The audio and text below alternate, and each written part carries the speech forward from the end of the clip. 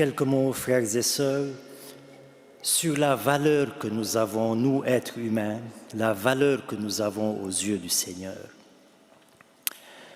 Je suis sorti du Père, je suis venu dans le monde et maintenant je retourne vers le Père, dit Jésus, une parole qui indique son origine, sa mission et sa finalité. Son origine divine, je suis sorti du Père. Sa mission de salut du monde, je suis venu dans le monde, et sa finalité éternelle, je retourne vers le Père.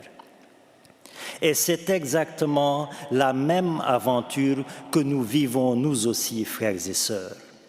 Notre origine est en Dieu, notre mission, être chrétien dans ce monde, et notre finalité, le retour à Dieu. De sorte que nous pouvons dire, comme Jésus et avec Jésus, nous sommes sortis de l'amour de Dieu, nous sommes venus dans le monde et nous retournerons à l'amour de Dieu. Notre origine n'est pas le hasard et notre fin n'est pas le néant. Notre origine est l'amour de Dieu et notre finalité est l'amour de Dieu. Quelle différence incommensurable, quelle dignité incomparable. Voyez, frères et sœurs, quelle valeur nous avons aux yeux de Dieu. Voyez comme Jésus-Christ est venu sur terre pour nous conduire au ciel, notre demeure éternelle. Il est descendu pour nous faire monter. Il s'est abaissé pour nous élever. Dieu s'est fait homme pour que l'homme devienne Dieu, disaient les pères de l'Église. Quand on prend conscience de la valeur que nous avons aux yeux de Dieu, eh bien, notre vie, notre existence doit en être radicalement transformée.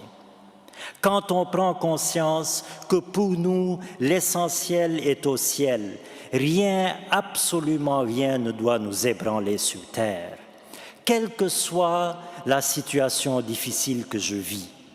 Quelles que soient mes difficultés personnelles, familiales, sociales, professionnelles, sanitaires, financières, etc., ma valeur est intacte aux yeux de Dieu.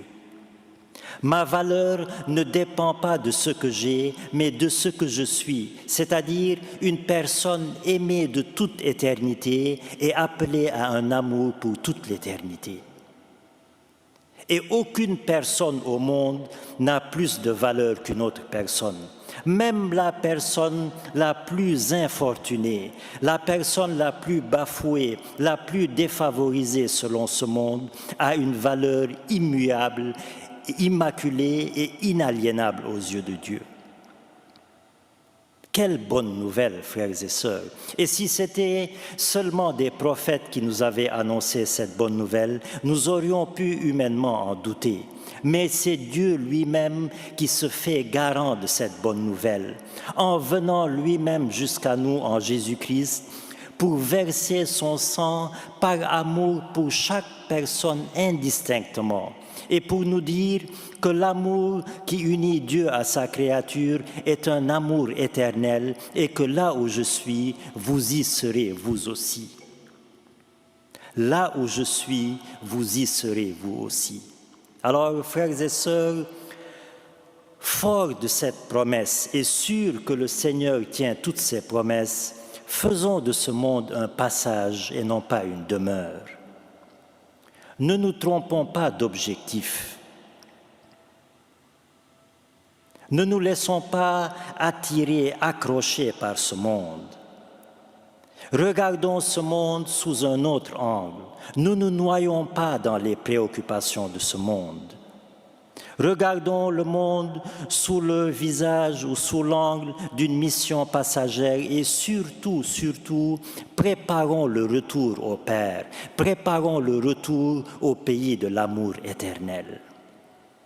Alors, frères et sœurs, encore une fois, prenons conscience de la valeur que nous avons aux yeux du Seigneur et rendons grâce à Dieu pour une si belle déclaration d'amour à notre égard et surtout, sachons en être dignes jusqu'au bout. Amen.